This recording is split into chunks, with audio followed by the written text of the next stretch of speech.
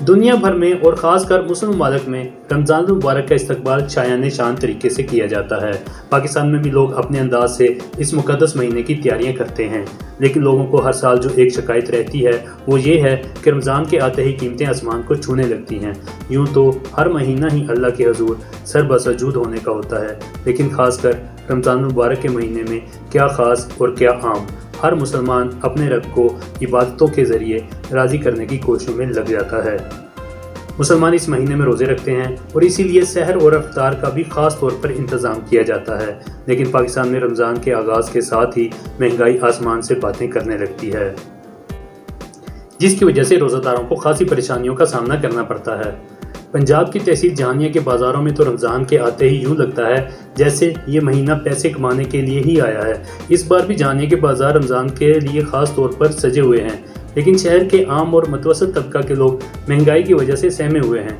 इनका कहना है कि हुकूमत रमज़ान में महंगाई पर काबू पाने के लिए खुसूसी इक़दाम नहीं कर पा रही। रमज़ान मुबारक में चीज़ें सस्ती होने की बजाय महंगी हो रही हैं। 340 रुपये 50 रुपये किलो खजूर है, जो 5 दिन पहले रमज़ान मुबारक से पहले जो थी वो 240 रुपये किलो थी।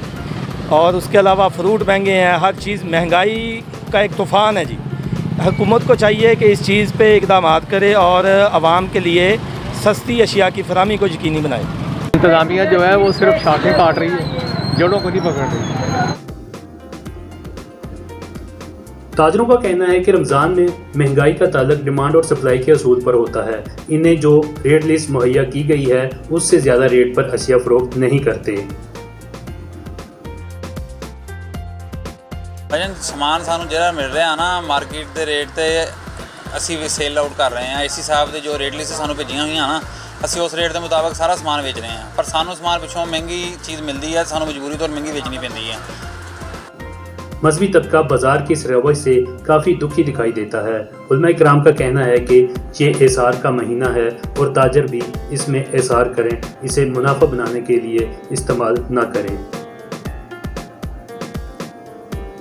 इस माह मुकर्रम के अंदर ज़्यादा से ज़्यादा मामलात के अंदर ये हकूक़ुल इबाद है कि जब हम मुसलमान हैं, ईमान वाले हैं, तो हमें चाहिए कि हम भी जैसे हकूक़ुल इबाद का लिहाज करते हुए अल्लाह ने जैसे करम किया, हम भी इसी तरीके से मोमिनीन के ऊपर मेहरबानी करें और ये चीज़ें जो है सस्ती बेचें। आज अगर हम ये काम करेंगे तो फिर अल्लाह और उसका रसूल हमारे ऊपर राज़ी हो जाएगा।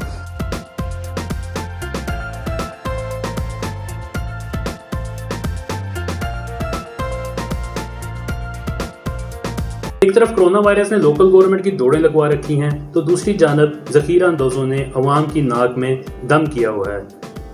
इमरान खान हुकूमत ने इस साल रमज़ान बाज़ार ना लगाने का फैसला करते हुए आम बाज़ारों में अशिया की कीमतों पर काबू पाने के लिए इक़दाम करने का ऐलान किया था।